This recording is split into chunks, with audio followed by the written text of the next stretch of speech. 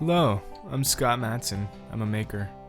Welcome to the channel and thanks for tuning into this video.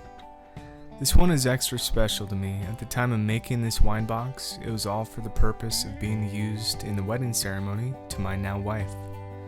The ceremony did end up being everything we could have hoped for. This wine box didn't turn out 100% perfect. It had some blemishes and stubborn things that my eye notices. We're usually our own worst critics though.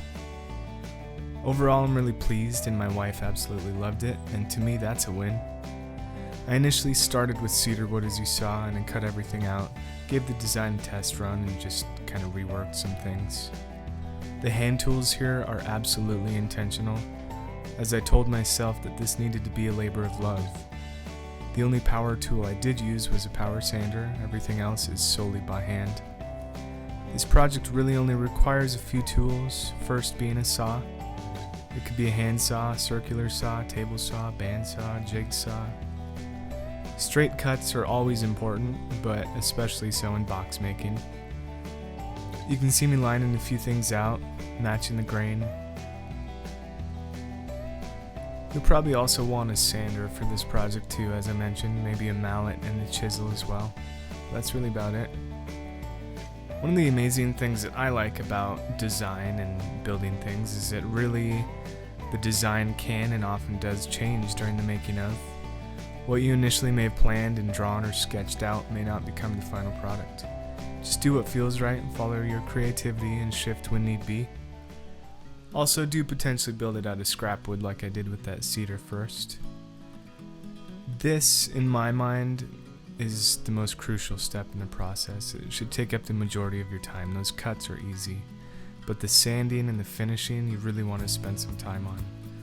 My obsessive nature really comes out when I do get a sander in hand. That, and it's just really, well, therapeutic to sand things. Depending on the wood you have and its cut and roughness, you'll probably start with a 120 grit or so, and work your way down to 220, then 320, potentially even further. I highly recommend that you don't overlook this crucial step though.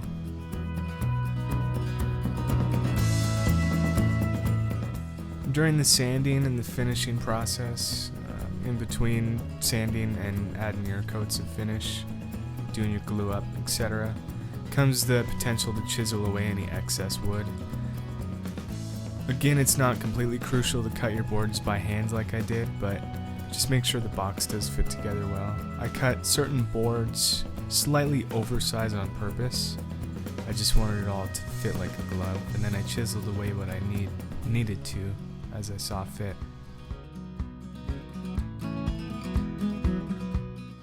During the glue up, it's always a good idea to have a wet rag nearby to wipe up the glue as it's still wet.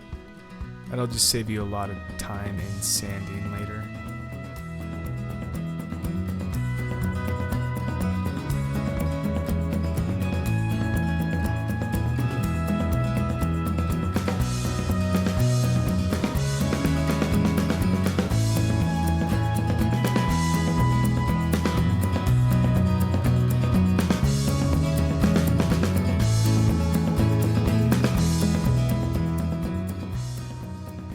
We're about to clip to the cedar box, and as I said, the design did change on this project.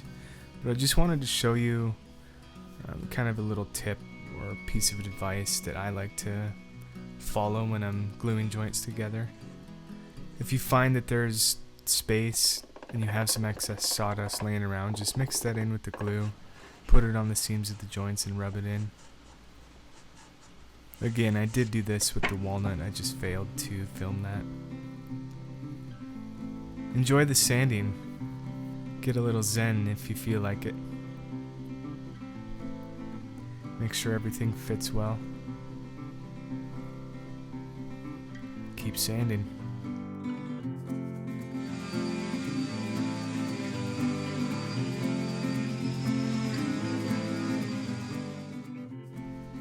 Another thing that's good to have laying around when finishing projects is a tack cloth like this.